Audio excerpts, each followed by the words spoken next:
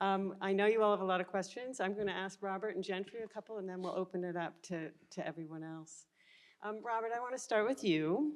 I had the pleasure of working with you on Chasing the Moon. And in a lot of ways, this film feels like it's, Chasing the Moon was a series about the first era of space exploration. And in a lot of ways, it feels like this film is sort of the continuation of everything that story told us. So tell me a little bit about how you decided to make this film and why now? Well, yeah, what a wonderful audience, by the way, and what a wonderful theater. Thank you all for coming. Thank you so much. This is, we've been going all across the country with the film, and this is our second to last stop in cinemas. So anyway, thank you. So yeah, this film is very much an outgrowth of the work we did with Chasing the Moon. One of the producers of that suggested that maybe I'd want to do a film about the other space program, the robotics missions to Mars and the outer planets. I was a little skeptical about how that would work because there's no people. It's one thing to make a film about people going into space, but making a film about robots could be problematic without a human story. But he brought me out to JPL and said, there's somebody I really want you to meet, and it might change your mind about this. And so he introduced me to this guy named Gentry Lee, who I'd never heard of before. And Gentry and I don't know how you felt, Gentry, but I felt within about 10 minutes we were very much on the same wavelength. Absolutely. And we had a wonderful dinner, consuming many bottles of wonderful wine. It went on and on. Talked into the night, and I thought, now, yes, I've got a movie here. And I wanted the audience for this movie to experience Gentry the way I experienced him over dinner, looking at me right in the eyes and telling me these amazing stories. And so that's really how it all started. Yeah, say a little bit more about your process, because I know this from having worked with you on a lot of your films, and perhaps the audience does too, from having seen so many, but it's kind of a hallmark of your movies that you really, you find these amazing characters who become our storytellers and kind of grab the audience by the hand and immerse them in transformative moments and pivotal events and important issues. And just talk a little bit more about that process for you and what, how you work that way. Well, movies are about people. They're not about things. Unless you have some human storyteller who can take you on a journey, it's hard to make a movie. I'm not interested in making like a standard sort of science documentary like you'd see on National Geographic or something. Nothing wrong with National Geographic. They make wonderful things. But that wasn't what I wanted to do. My brain got completely rewired when my parents took me at age 9 to see 2001, okay? And so I think it's the greatest science fiction movie ever made, maybe one of the greatest movies ever made. And that's a film that actually made me want to be a filmmaker. I never imagined that these ideas about where life came from and whether there's life on other planets and how do we get here and what might be out there, I could ever make a documentary about anything like this. Until I met Gentry. And Gentry is a living legacy to 2001, his work with Arthur C. Clarke, his work on the robotic missions, and his work as a science fiction writer. And he shares a mutual fascination that I do with the sort of cultural phenomena that so many people believe there's no mystery to any of this at all, and the aliens are here. To be able to make a film that combined all of this into one film, which I think it should be, because it's all about our relationship with the cosmos, was a tremendous challenge, but also a tremendous opportunity. But it could never have been done without Gentry. This is a movie about Gentry. Right, well, but I would argue that it's also a movie about everything that Gentry opens up and makes us think about. And, there's a question of the why now that I was asking you, and you had shared a screener with me before I came, and I felt that it was almost a balm, Gentry, to see you with your optimism and the possibilities of exploration, but also the responsibilities we all have as we explore. And I'd be interested in hearing you say, tell us what you hope people will take away from this movie.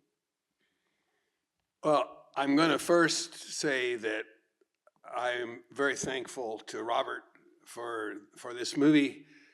You know, when I say I'm one of those fortunate people that ever lived, I mean it.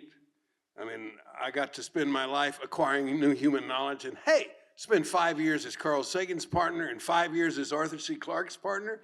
Can you imagine a life like that? Then this gentleman comes along and says, I think I'd like for you to be a guide through some of your ideas, which is, you're right, that's what it is. It's not about me. I'm just sort of planting a few seeds in your mind. And there's two things that I want everybody to get out of this movie. One is obvious and straightforward. It's that we exist, we survive, we progress because we're curious and we want to learn new things. That's number one. And number two, it's not explicit, it's a subtext in the movie, but I'm sure all of you got it. We have a method of determining truth. It's called the scientific method. It separates facts from fiction.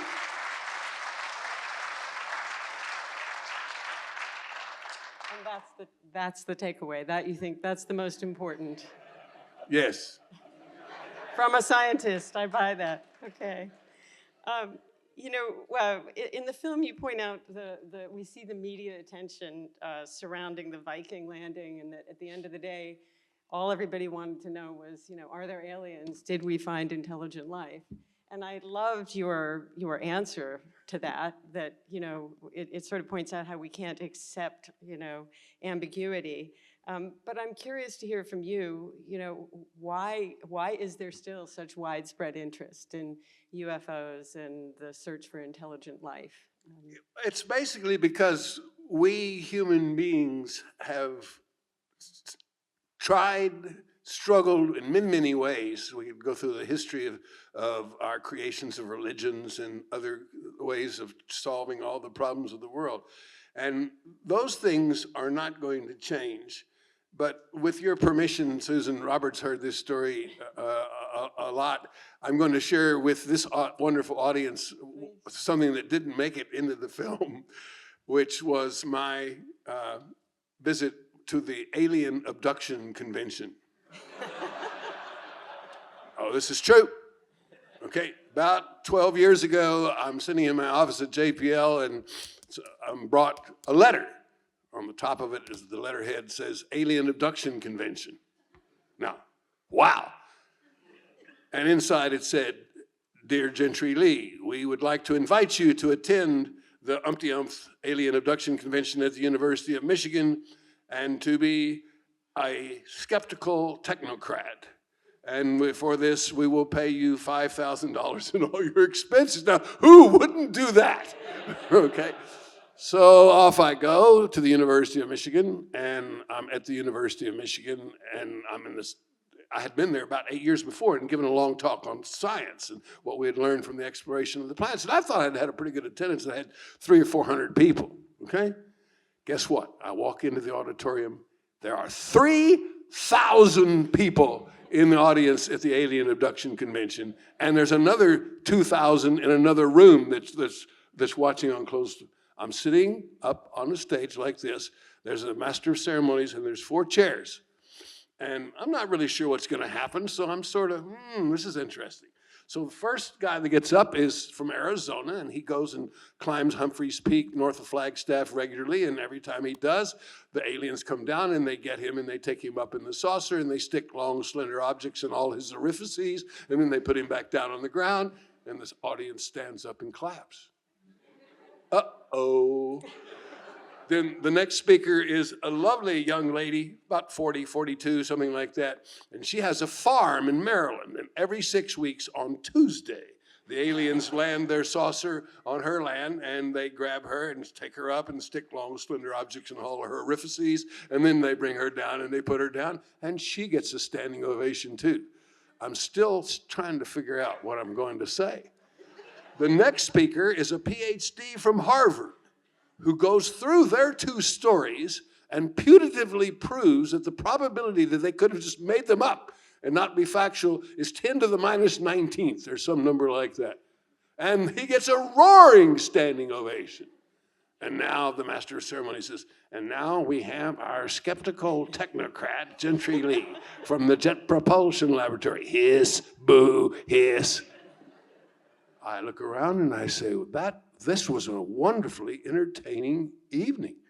These stories are fascinating, but as I sat here, I kept thinking to myself, why is it that these two individuals and all the other people who have been abducted by aliens have never brought back a single artifact? Not a spoon, not a glass, not a thimble, not a plate, nothing whatsoever that we could have immediately reverse engineered on the planet Earth and determined that they could not have been made here. So then I invoked my Burt Lancaster from Elmer Gantry, and I walked to the front of the stage and I said, aliens, can you hear me up there, aliens? Come down and get me and take me on your saucer. I will fill my pockets with your crap and everybody will know you're real. They gave me grudging applause, but this is what I want to tell you. Extraordinary, we say it in Cosmos, extraordinary claims require extraordinary evidence. And in the film, you also heard about Occam's razor. Occam's razor is a wonderful philosophical tool to guide you, not just in science, but in life. For example, if you're in a marriage and you don't believe the story of your mate, invoke Occam's razor, please. It makes things a lot easier. Okay, I guess that was an answer. It was a good story, that's for sure. Oh, he has so many of these. The poor man had to deal with, was it 9 hours or 11 hours of me after I had the 11 hours of this. Yeah. There wasn't a moment that wasn't fascinating. Actually, I should have asked you that first. How long have you been working on this film? Well, as I said, so the first thing we did was we interviewed Gentry for 4 days on a soundstage in Los Angeles that he has a funny perspective on that he should tell you. I came back to New York with 11 hours of footage, all of which was incredible. I was super excited, but then it was like, oh my God, how do I turn this into a 90-minute film? It took me a year just editing the dialogue and finding a story arc and whittling it down to find the basics of the film that you see before we even started with the visuals. So it was a very difficult film to make. But fun, a little more fun than some of the films you've worked on, I think, probably. Well, yeah. It's positive. It was a riot for me. You know, I showed up at the studio, and there were 8 people there. I said, what are you all doing here? And you know, they all introduced themselves. Robert playing. This lady walked up to me and said, I'm your makeup girl. I said, what? What do you do? So anyway, it was fun. All right, before we see if there are any questions from the audience, I just wanted to turn to you, Gentry. And at the end of the film, you talk a little bit about the future of space travel. You mentioned that robots are probably a good solution. I don't know, it makes me think of Dave, you know, or the scene in 2001 where I'm sorry, Dave, I can't do that. So I'd be interested in hearing more about your thoughts on that. But really, you know, you point to this tension between the balancing the needs on Earth and continuing our drive for exploration and the possibilities of that. And so I'd love to hear you say a little bit more about that tension and how we balance it in the future. Okay, a couple of things. First, it's fascinating, the intellectual arc of my life. First, looking outward, trying to figure out what was out there and learning from it, and then realizing that all these other places, I mean, when I was a teenager, believe it or not, people thought that there might be life and even intelligence on all the places in our solar system. I know for the youngsters today, they find that difficult to believe, but that was true. And when you discover that there is no place close to us, remember the thing about 10,000 years to the nearest star, there's no place close to us where any human life could exist without enormous extracurricular things to keep them alive. what happens to you is you think, oh my gosh, this is a special place. And then very soon after that, Susan, you think, and how would we report our stewardship of this planet to an extraterrestrial community? Imagine an extraterrestrial group that had been around, just remember the lights going on and off, they kept their light on for a long time. What would they say about us? They'd say they're screwing up, crapping in their mess kit. They're spending 1/4 of their gross world product building weapons to kill other human beings. They're polluting their oceans, polluting their air. They don't seem to care about the other things that live on the planet. One of the themes, Susan, in science fiction about why we have not been contacted is, yes, maybe there's something about creatures like us that don't last too long for good reasons. We can go into that maybe with a question that somebody answers. But the other idea that runs through science fiction is they are out there and they are watching our electromagnetic things that go out. Imagine an extraterrestrial watching Howdy Doody and Adolf Hitler's speeches and things like that. And they have concluded that one of two things, either those dudes are not going to last very long, or who would want to associate with those dudes? So, what I want you to think about as you leave here is, what is my duty as a human being to increase, however little it is, the probability that the best of us, the best of what we are, will survive.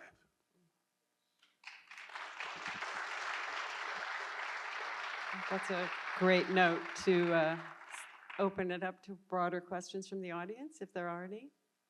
Okay, I don't think there are mics, so I'm just going to do a job and point. You're right up here in the front row.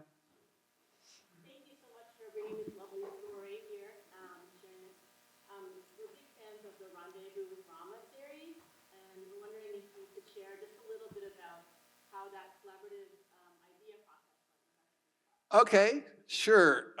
One of the great stories of my life, and in fact, my publishers, why don't you write your story about you and Arthur? Anyway, Arthur and I first wrote a book called Cradle, and when we were halfway through, he said, and you still think that your favorite work of mine that I've ever done was Rendezvous with Rama? And I said, yes, sir, but you didn't finish.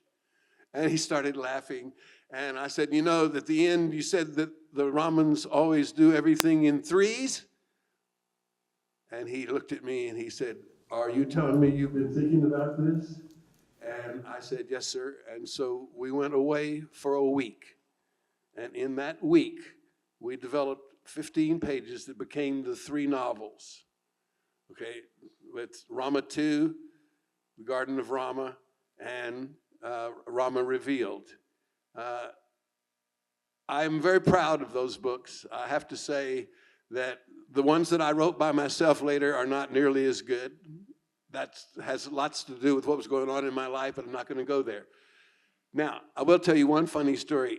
When I started to write The Garden of Rama, I said, Arthur, I'm going to begin this. Oh, how we worked is I would send him huge copy, and he would send me notes back. He was always gracious.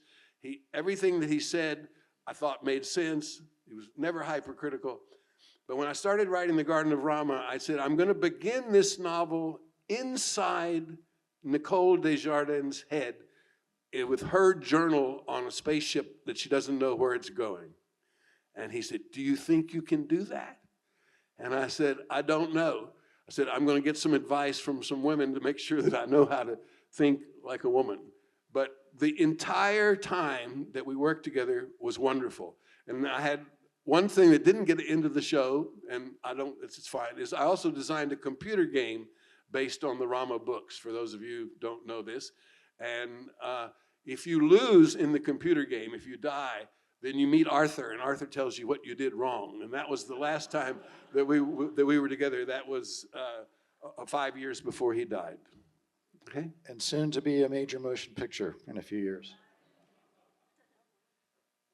Okay, let's see. Right here, you had your hand up. Sorry, gray sweater. Yes, right there. you recommended that we invoke Occam's razor. Could you give us 3 or 4 sentences explaining what that means? Yes. Okay. Occam's razor is a philosophic concept that goes like this. If you're getting a whole bunch of data and it doesn't line up in a way that you easily understand it, you have many different ways to explain the data, invoke the least unlikely explanation. Okay? Now, I'll give you a perfect example. There's something flying around out there and I don't know what it is. Okay. It might be, an explanation might be that there's an alien in there flying a spaceship around. But that's not nearly as likely as it's some object that hasn't been classified or categorized in a way that you understand. Does that help? Okay. Now, I actually used this with one of my children when he was worried because his wife was out very late and what she might be doing. And I said, Occam's razor, Travis.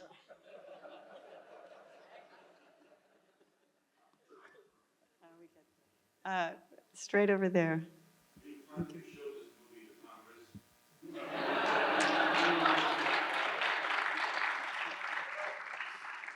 That'd be very interesting. Particularly a few Congress people who showed up in the movie. Okay, sorry, red sweatshirt right here. Where do you see artificial intelligence playing a role in the future of space exploration? Well, how about a general answer to the question of what do I see as the future of artificial intelligence and us? Okay, I take the following position. Okay, it has the potential to transform our society, both for good and for bad, like many other things that have happened in our history. The issue that is most important is that the people who control artificial intelligence should be people who are knowledgeable in the area of science and technology and do not have a financial interest of any kind in what it's doing. The problem, dear friends, is that the number of people in leadership positions in our country who have the scientific acumen to know what's good and what's bad about artificial intelligence and will be listened to by the scientifically illiterate leadership is very, very small. Therefore, what we must all try to do is to have, if our scientific voice is heard. I think the jury is still out. I am not that interested in whether or not there is a dot-com-like bubble from artificial intelligence. I am interested in the sociological ramifications. I can see some good ones, and please, if you're an attorney, don't throw anything at me. My first cousin, who was at Harvard when I was at MIT, has worked for a very famous law firm for 40 years. And he told me that his job was basically changing 20% of something that had already been done before. That means, he and I just had this discussion. He came to see STARMAN in Houston. That means, I said, Bill, that 4/5 of the lawyers are going to have to find other work. And he said, I'm afraid that's so. That might not be too bad. Another great thing that will happen, though, from a positive side from artificial intelligence, and incidentally, in case you've wondered, doctors run from me because I ask questions. I don't take their practice as being, necessarily the Delphic Oracle. And here's what should happen. When you go to a doctor and you have tests, they should be able to punch a key and the set of all things that have ever been recorded associated with your results should appear right there in front of you. And that is what AI will produce, whether the doctors that don't do it will not have patience. So there will be good things, there will be bad things. In space, because that was the question that you asked, one of the places it will be extremely helpful is shortening the time it takes to write software. One of our biggest expenditures in developing space programs is developing the software both on the ground and the software that flies. And AI will be a big help with that. Okay?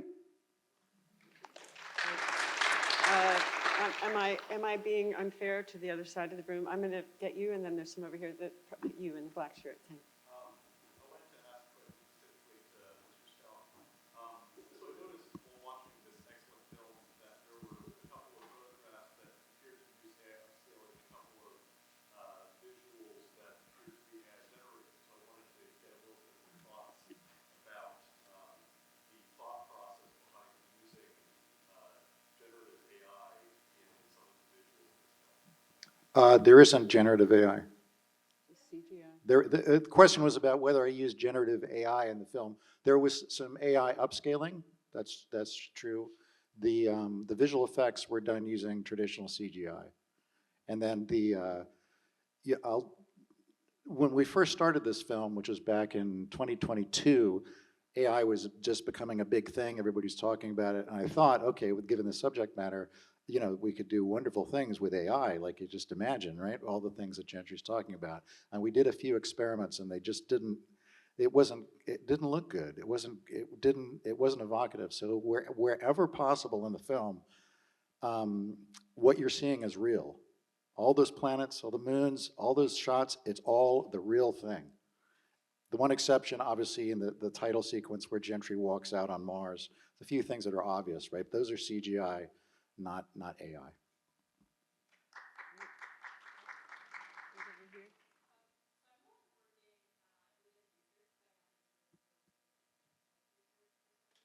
I'm sorry. Can you didn't talk a little understand the louder? question. We can't quite hear you, or stand up and shout.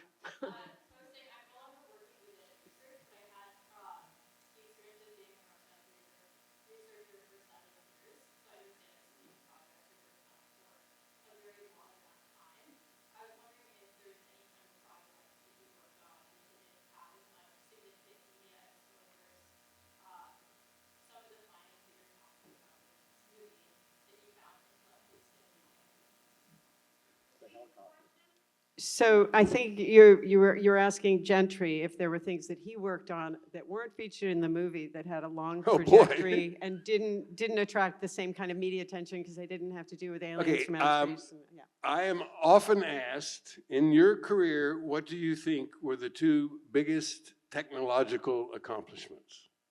And I answer as follows. Number one was Viking. I don't know how many people realize this, but until 3 years ago, nobody else in the world had landed successfully on Mars except my team of people, okay? And there had been a dozen failures by the Russians, by the Chinese, and so on. It's damn hard.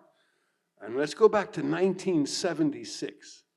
Today, when we're getting ready to land on Mars, we have workstations.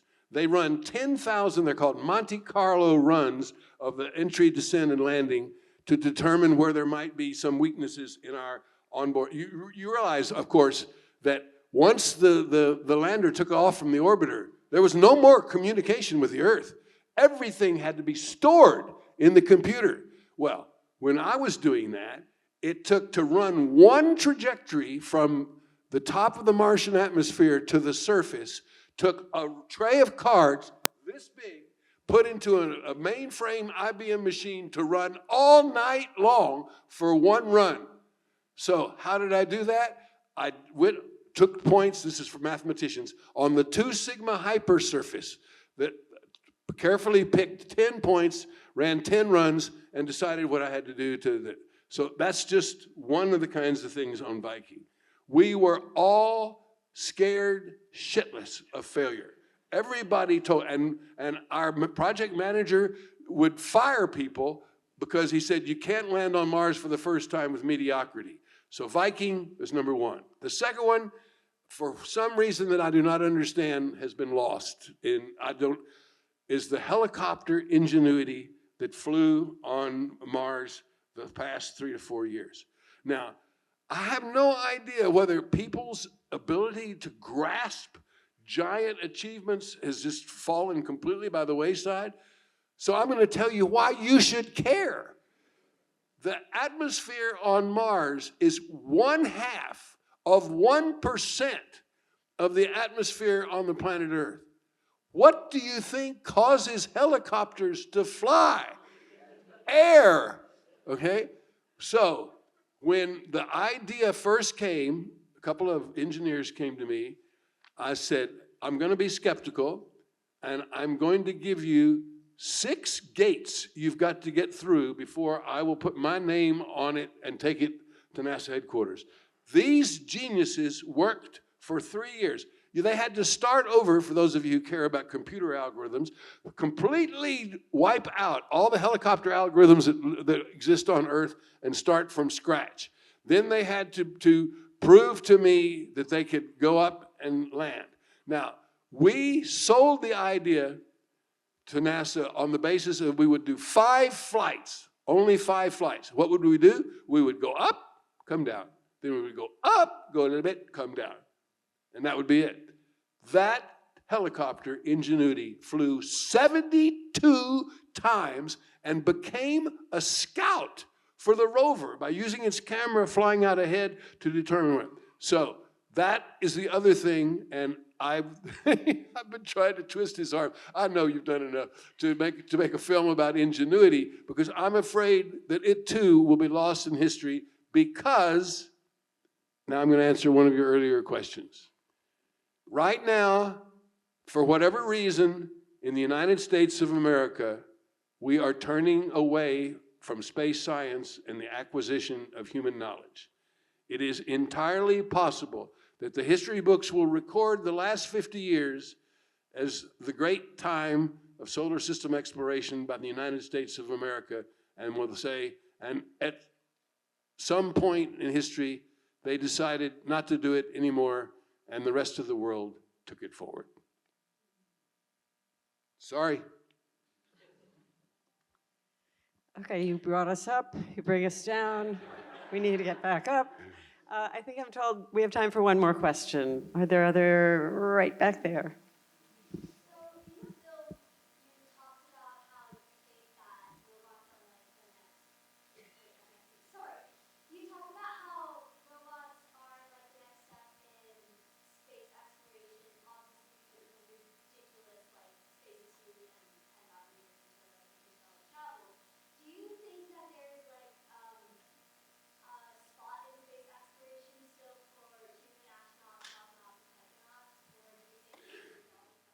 Okay, sometimes people, thank you for the question. Sometimes people think I'm against human exploration. I am not against human exploration. I am for a balanced program. Okay, now, nobody denies the fact that if the objective is to acquire knowledge, the robots are much more cost and energy efficient.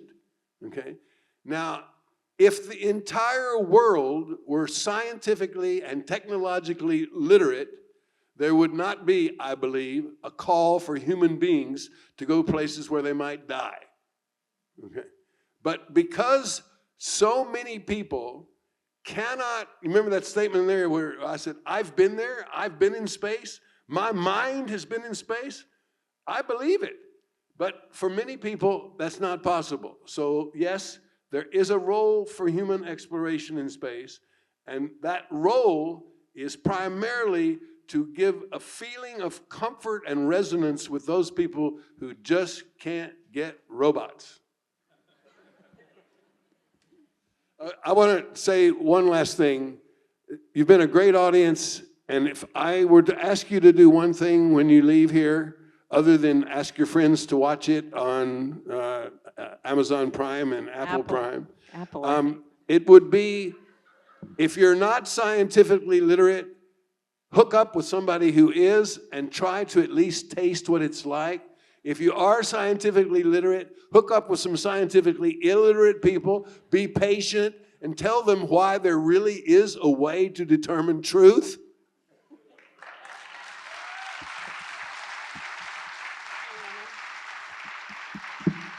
And thank you all so much for coming. I do have one last thing to say to you. We do not have a Melania-size a publicity budget for this film. As I explained earlier, it's an independent documentary. If you like what you saw tonight, you are our messengers, our emissaries. Please tell your friends. It's going to be up on Apple and Amazon on March 6th. That's next week. Please spread the word, because you're our publicity department right here, okay? And thank you very much.